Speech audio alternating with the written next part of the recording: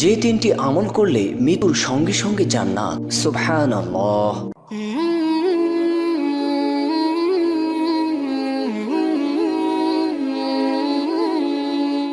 শান্তির পথ।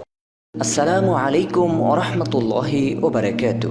প্রিয় দর্শক, রাসূলুল্লাহ সাল্লাল্লাহু আলাইহি ওয়াসাল্লাম বলেছেন, অল্প আমলই জান্নাতের জন্য যথেষ্ট। সুতরাং জাহান্নাম থেকে মুক্তি পেয়ে ডান হাতে আমলনামা নিয়ে জান্নাতে যেতে হলে একনিষ্ঠতার সঙ্গে অল্প আমলের বিকল্প নেই। প্রিয় দর্শক, আমাদের আজকের ভিডিওতে এমন তিনটি আমল সম্পর্কে জানিয়ে দিব যে আমলগুলো করলে মৃত্যুর সঙ্গে সঙ্গে জান্নাত লাভ করা যায়। তো আপনারা সবাই অবশ্যই ভিডিওটি না টেনে শেষ পর্যন্ত দেখুন। আর আপনি আমাদের নতুন দর্শক হয়ে থাকলে আমাদের চ্যানেলটি সাবস্ক্রাইব করে বেল আইকনে প্রেস করে নিন। বন্ধুরা, চলে যাচ্ছে মূল আলোচনায়। 1 নম্বর আমল, সকাল সন্ধ্যায় নিয়মিত সাইয়্যিদুল ইস্তিগফার পড়া।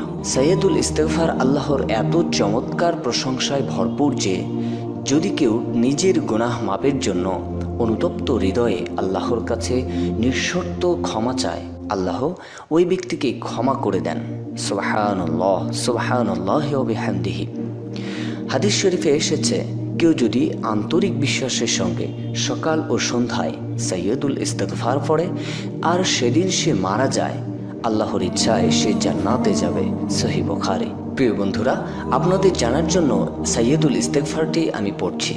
আল্লাহুম্মা আনতা রাব্বি লা ইলাহা ইল্লা আনতা খলাকতানি ওয়া আনা আবদুকা ওয়া আনা আলা আহদিকা ওয়া ওয়া'দিকা মাস্তাতা'তু আউযু বিকা মিন শাররি মা সানা'তু ওয়া আবুউ লাকা বিনি'মাতিকা আলাইয়া ওয়া আবুউ বিজামবি ফাগফিরলি ফাইন্নাহু লা ইয়াগফিরুয যুনুবা ইল্লা আনতা। এর অর্থ হচ্ছে, হে আল্লাহ, তুমি আমার প্রতিপালক, তুমি ছাড়া কোনো প্রভু নেই। তুমি আমাকে সৃষ্টি করেছ, আমি তোমার বান্দা। আমি সাধ্যমতো তোমার কাছে দেয়া ওয়াদা ও প্রতিশ্রুতিগুলো পালনে সচেষ্ট আছি।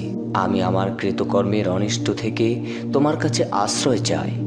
আমাকে যে নিয়ামত দান করেছ তা স্বীকার করছি এবং আমি আমার পাপগুলো স্বীকার করছি। অতএব তুমি আমাকে ক্ষমা করে দাও, কেননা তুমি ছাড়া কেউ ক্ষমাকারী নেই। প্রিয় দর্শক, 2 নম্বর, প্রতিদিন সূরা মুলক একবার পড়া। কোরআনুল কারীমের 29তম পারার প্রথম সূরা এটি। এই সূরাটি প্রতিদিন একবার পড়লে মুমিনের জান্নাত সুনিশ্চিত। দৈনন্দিন আমলের সূরাগুলোর মধ্যে এটি একটি উল্লেখযোগ্য, যা প্রতিদিন ইশার নামাজের পর পড়া হয়। সূরাটির নিয়মিত পাঠকারীকে কবরের আযাব থেকে সুরক্ষা করবেন আল্লাহ তাআলা। কিয়ামতের দিন সূরা মুলক তার তেলাওয়াতকারীকে সুপারিশ করে জান্নাতে নিয়ে যাবে। প্রিয় দর্শক, তাই সূরা মুলক আমরা বেশি বেশি তেলাওয়াত করব প্রতিদিন ইশার নামাজের পর। 3 নম্বর, প্রত্যেক ফরজ নামাজের পর আয়াতুল কুরসি পড়া। প্রত্যেক ফরজ নামাজের পর কোরআনুল কারীমের মর্যাদাপূর্ণ আয়াতুল কুরসি পাঠ করা। যে ব্যক্তি প্রত্যেক ফরজ নামাজের পর আয়াতুল কুরসি পড়ে, ওই ব্যক্তি ও জান্নাতের মাঝে এতটুকু দূরত্ব থাকে যে সে যেন শুধুমাত্র মৃত্যুবরণ করছে না বলেই কবরে জান্নাতের নিয়ামতগুলো উপভোগ করতে পারছে না। সুতরাং মুমিন বান্দার উচিত সকাল সন্ধ্যায় সাইয়্যিদুল ইস্তিগফার পড়া, দিনের যে কোনো সময় সূরা মুলক পড়া এবং প্রত্যেক ফরজ নামাজের পর আয়াতুল কুরসি পড়া। আল্লাহ তাআলা মুসলিম উম্মাহকে সুনিশ্চিত জান্নাত লাভে উল্লেখিত আমলগুলো যথাযথ আদায় করার তৌফিক দান করুন, আমিন। প্রিয় দর্শক, কেমন লাগলো আজকের এই ভিডিওটি অবশ্যই কমেন্ট করে জানিয়ে দেবেন। আর হ্যাঁ, একটি লাইক এবং শেয়ার করে আপনার আশেপাশের বন্ধুদের জানার সুযোগ করে দেবেন। এতক্ষণ ধরে আমাদের ভিডিওটি দেখার জন্য অনেক অনেক ধন্যবাদ। সবাই ভালো থাকবেন, সুস্থ থাকবেন। আল্লাহ হাফেজ।